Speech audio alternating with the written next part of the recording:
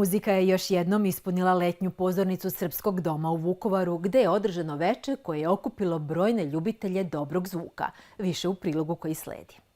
Publika u dvorištu Srpskog doma imala je priliku da uživa u nesvakidašnjem spoju klasične muzike i savremenih muzičkih žanrova. 4 akademske muzičarke, članice Beogradske filharmonije i Simfonijskog orkestra RTS-a, najpoznatije svetske hitove izvele su na samo 4 gudačka instrumenta, pokazujući da između klasike, roka, džeza, filmske i pop muzike ne moraju da postoje stroge granice. Pošto smo mi sve profesionalne muzičarke koje se bave klasičnom muzikom, poželjeli smo da sviramo i neke druge žanrove, ne samo klasiku, i tako smo se spojile, 4 žene, što je u vreme kada smo nastajale bilo onako baš nekako interesantna stvar da 4 žene sviraju tako nešto. Najviše sam želela da izvodimo klasiku, odnosno rock muziku na klasičnim instrumentima, što tada u to vreme nije bilo uobičajena pojava.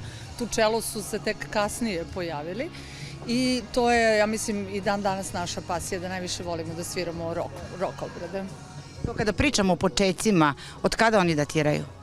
Mi smo nastale 2000. godine. Energiju originalnih kompozicija potrebno je preneti na žice bez električnog pojačanja, a upravo tu do izražaja dolaze preciznost, iskustvo i vrhunsko muzičko znanje članica ansambla.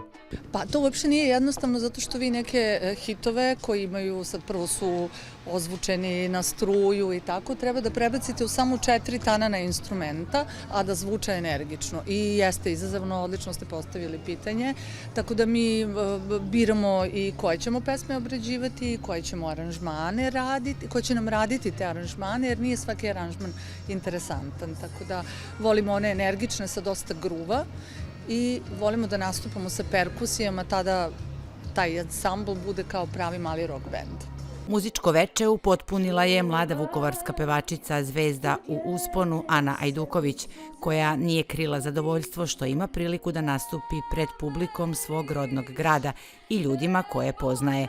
Iako je poslednjih meseci pevala pred brojnom publikom i na velikim koncertnim scenama, nastup pred svojim sugrađanima za nju je ipak imao posebnu težinu. Jako sam uzbuđena jer je ovo moj rodni grad i stvarno mi je drago što sam tu i što su me pozvali i pevat ću danas 4 izvedbe, Kao u snu, Dođi, Moja posljednja i prva ljubav i Ime moje.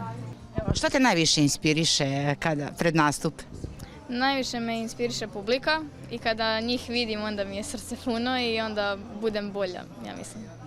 Da li imaš tremu?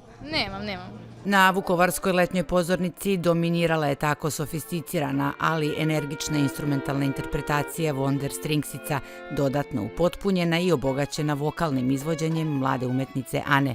Još jedno kulturno veče u Vukovaru koje će publika pamtiti zahvaljujući organizaciji Srpskog doma, Zajedničkog veća opština i Srpskog narodnog veća.